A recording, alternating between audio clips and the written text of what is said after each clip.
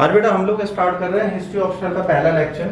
ये पहला लेक्चर इसलिए जरूरी है क्योंकि यहाँ पे पता चलेगा हिस्ट्री ऑप्शनल हमें क्यों लेना था, सिलेबस क्या है, किस तरीके से क्वेश्चंस पूछे जाते हैं, ये लेने से हमें बेनिफिट क्या मिलेगा, क्या ये ऑप्शनल सही में हम तैयार कर पाएंगे नहीं कर पाएंगे, तीसरी और सबसे इंपॉर्टेंट चीज, क्या टीचर टाइमली कोर्स पूरा कर पाएंगे। देखिए सबसे बड़ी समस्या क्या होती है, जब भी हम ऑप्शनल स्टार्ट करते हैं तो कभी बच्चे इरेगुलर हो जाते हैं, कभी टीचर इरेगुलर हो जाता है, तो हमें पहली कोशिश ये करनी है कि हम अपने ऑप्शनल को ऑन टाइम खत्म कर पाएं।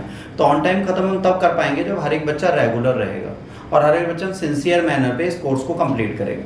तो आपका पहला रूल क्या होना चाहिए, आप सिंसियर रहें, रेगुलर रहें, अपने आप को बिल्कुल ग्रूम्ड और अपडेटेड रखें। तभी कर लेंगे तो आप इस ऑप्शनल को जरूर कर लेंगे। तो इस ऑप्शनल को करने के लिए आपको दो चीज़ों की जरूरत है।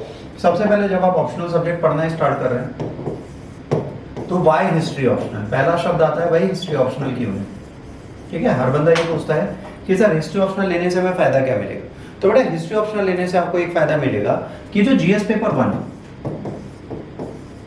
एंड जो आपका प्री का पेपर है, ठीक है, प्री का जीएस का जो पेपर है, इन दोनों में इसका योगदान काफी हद तक है। अगर प्री की बात करें, प्री में तकरीबन 20% इसका योगदान है, और अगर मेंस की बात करें तो 250 नंबर का जो जीएस पेपर 1 का पेपर है उसमें तकरीबन 125 हिस्से आप ला सकते हैं।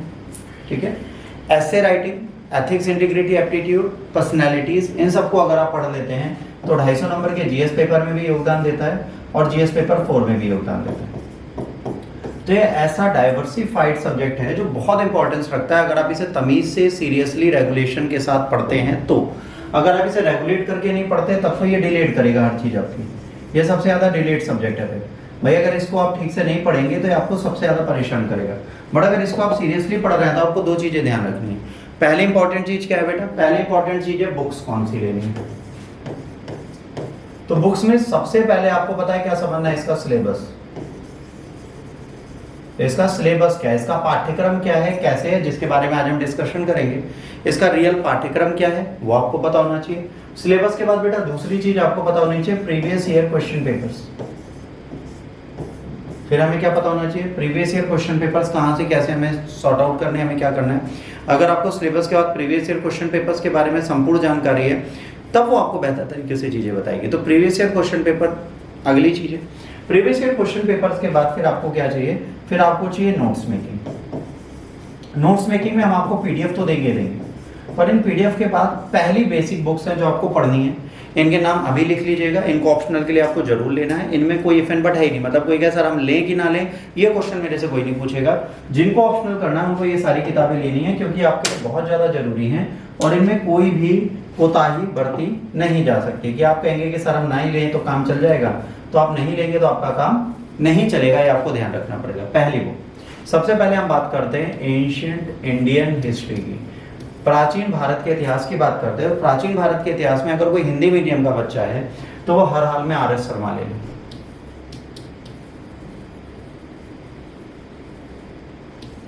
तथा झा श्रीमाली ले ले। इन दोनों को छोड़कर आप कोई पुस्तक मत लीजिएगा, कोई कुछ भी कहे आप मत लीजिए। डी.एन. झा एंड श्रीमाली और आर.एस. शर्मा, ये पुस्तक आप हर हाल में पढ़ लीजिए। अगर कोई इंग्लिश मीडियम का बच्चा है वो आर.एस. शर्मा ले ले। आर.एस. शर्मा के साथ आप जब जाएंगे यहाँ पर तो झा एंड श्रीमाली में सिर्फ डी.एन. झा जो पुस्तक लिखते हैं, तो डी.एन. झा जब यहाँ पुस्तक लिखते हैं तो बहुत पतली हो जाती है, तो ये आपको नहीं लेनी।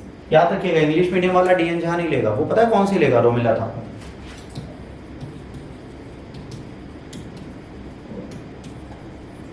वो ले ले रोमिला थापर। ठीक, रोमिला थापर पढ़ने के बाद आप एंशिएंट को बाकी जो मैं नोट्स दूंगा उनको उसके साथ ऐड कर लीजिए।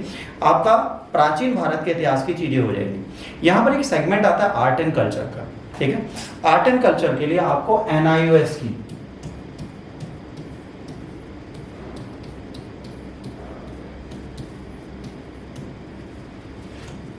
आर्ट एंड कल्चर की बुक आती है, ये ले लीजिए। नहीं मिलती आप गूगल पे ढूंढ लीजिए, आपको अवेलेबल मिल जाएगी। हिंदी इंग्लिश दोनों में आती है। ये अगर आप पढ़ेंगे तो इसमें इमेजेस क्लियर दी हैं, कलर्ड इमेजेस दी हैं। तो क्या करता है, जैसे आपने कुछ भी पढ़ा गोपुरम क्या होता है, तो वहाँ पे बकायदा इमेज बनी मिल जाएगी 11th 12th की बुक में। तो आपको एक आइडिया लग जाएगा कि भाई यहाँ पर इस तरीके से इसको समझना है और इस तरीके से करना है। तो यहाँ पर इमेज की बहुत जरूरत होती है। दूसरा, जब आप इतिहास पढ़ते हैं तो इतिहास में एक सबसे इंपॉर्टेंट चीज एंशिएंट में मैप्स। तो हिस्ट्री की मैप की बुक आती है, ये आपको कलेक्ट करनी है। हिस्ट्री मैप बुक आपके पास जरूर होनी चाहिए, ठीक है। प्राचीन मध्यकालीन दोनों भारत के बारे में इसमें सब कुछ लिखा होता है। मौर्य साम्राज्य कैसा था, मुगल साम्राज्य कैसा था, ठीक है, दिल्ली सल्तनत कैसी थी, किस साम्राज्य में क्या था, कौन सी साइड कहाँ पे थी, उसका प्राचीन, वहाँ पे कोई नवीन नाम नहीं मिलेगा। जब आप भारत देखेंगे तो अखंड भारत दिखेगा, उसमें कोई नया नाम नहीं मिलेगा। तो वो आपसे एग्जाम में पूछा जाता है, एग्जैक्टली पूछा जाता है, तो उसको आप बिल्कुल डिनाई नहीं कर सकते। वो तो आपको हर हाल में लेनी है और डेली पढ़नी है। मैप की प्रैक्टिस आपको प्रतिदिन करनी पड़ेगी, वरना आप पेपर में पीछे रह जाएंगे। यहाँ तक एंशिएंट अगर आप कंप्लीट कर लेते हैं, फिर हम चलेंगे मेडिवल पे, मध्यकालीन भारत पे, ठीक है। जब मिडाइवल पे चलेंगे तो मिडाइवल में क्या होता है बेटा, मिडाइवल में सबसे इंपॉर्टेंट सब्जेक्ट जो है वो आपका, अगर कायदे से देखा था, लोगों को लगता है सर दिल्ली सल्तनत और मुगल एम्पायर है, जीएस के लिए बिल्कुल है। बट जब आप ऑप्शनल में आ जाते हैं तब आपको जान के हैरानी होगी 643 से लेकर 1100, ये बड़ा इंपॉर्टेंस रखता है। इससे क्वेश्चन ज्यादा पूछते, क्यों? सोसाइटी बदल रही है, कल्चर बदल रहा है, बहुत सारे अटैक हो रहे हैं, इंडिया फ्रेगमेंटेशन में बढ़ रहा है। तो ये एक ऐसा टाइम है जिस टाइम से नंबर ऑफ क्वेश्चन ज्यादा आते हैं। तो आपको ये भी समझना है कि इस फेज को भी पढ़ना है। तो अगर इस फेज को पढ़ना है तो आपको याद रखना है, ऑप्शनल सब्जेक्ट वाले अलग अलग सेगमेंट की अलग अलग किताबें लेंगे। सबसे पहले आपको जो पुस्तक लेनी है वो है सतीश चंद्रा,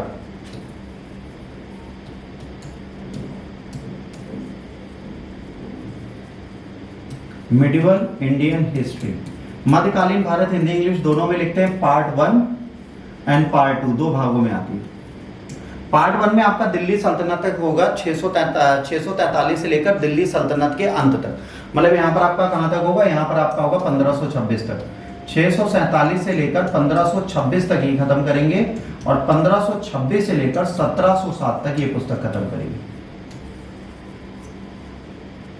तो ये दोनों पार्ट आपके पास होने चाहिए ताकि आप इन दोनों पार्ट को प्रॉपर मैनर में कर पाओ, समझ पाओ और अपनी आंसरिंग कर पाओ। ये अगर आपके पास बुक्स हैं तो आप बहुत पॉजिटिव है, अगर नहीं है तो परेशान होने की जरूरत नहीं है। मार्केट से खरीदी नहीं मिलती तो फिर आप बताइएगा, उसका हम लिंक आपको भेज देंगे।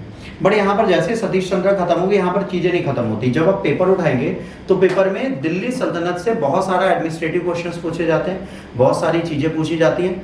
एक टफेस्ट बुक है, बहुत खतरनाक पुस्तक है, वो लिखी है हसन निजामी साहब, ठीक है। वो आपको मार्केट में अवेलेबल मिल जाएगी। इसको अगर आपके पास हिम्मत बची है इतना पढ़ने के बाद तो ये मतलब आपके लिए ऑप्शनल है। अगर कोई मुस्लिम है उसको बहुत अच्छा लगता है दिल्ली सल्तनत और मुगल पढ़ना, तो हसन निजामी पढ़ सकता है। आपको इतिहास को बहुत बारीकी से जानना है तो हसन निजामी बहुत अच्छी पुस्तक है, सर्वश्रेष्ठता लेके बैठी है, दिल्ली सल्तनत के बारे में रूबरू चीजें कराती है। मतलब वो क्या है, उसी टाइम पर लिखी गई है। हसन निजामी उसी टाइम के राइटर है, उन्होंने जो लिखा वो एग्जैक्टली सेम लिखा है। दिल्ली सल्तनत में क्या हुआ, आंखों देखी चीजें आपको इसमें मिलेंगी। तो दिल्ली सल्तनत आप यहाँ से बेहतर पढ़ सकते हैं, ठीक। इसके बाद आता है मॉडर्न इंडियन हिस्ट्री। आधुनिक भारत जब बेटा आप पढ़ना स्टार्ट करते हैं तो आधुनिक भारत में और थोड़े ट्विस्ट आ जाते हैं। आधुनिक भारत को पढ़ने के लिए पहली चीज आपको समझनी है कि 1707 से स्टार्ट होगी। कब से स्टार्ट होगी? 1707 से। 1707 से ये लेक्चर स्टार्ट होगा आपका और ये खत्म होगा 1947। ये भी अलग अलग पार्टों में बताएं। अब यहाँ पर कई सारी पुस्तकें आपको लेनी है। आप कहोगे सर आधुनिक भारत में तो बिल्कुल परेशान कर रहे हो। बिल्कुल करेंगे क्योंकि ये बहुत अच्छा है, क्योंकि ये जीएस पेपर 2 का पूरा पार्ट है। जब आप हिस्ट्री के 2 ऑप्शनल लेते हैं तो हिस्ट्री ऑप्शनल 1 का पेपर जो होगा और 2 होगा, 2 में मॉडर्न और वर्ल्ड हिस्ट्री जुड़ेगी, तो मॉडर्न बहुत जरूरी हो जाती है। तो मॉडर्न में आपको क्या क्या पढ़ना है ये समझ लीजिए। मॉडर्न में आपको सबसे पहले विपिन चंद्रा पढ़नी है, और क्योंकि जीएस में मैंने आपको ओल्ड टेक्स्ट मॉडर्न इंडिया की एनसीईआरटी दे दी है तो ये तो आपका पहला बेसिक है जो आपको पढ़ना है। इसके बाद इनकी 2 पुस्तकें और बाजार में आती है। मॉडर्न इंडिया नाम से पुस्तक है, वो मत लेना। इनकी 2 पुस्तक कौन सी हैं? पहली है इंडियाज इंडिपेंडेंस स्ट्रगल, भारत का स्वतंत्रता संग्राम का संघर्ष, या भारत का स्वतंत्रता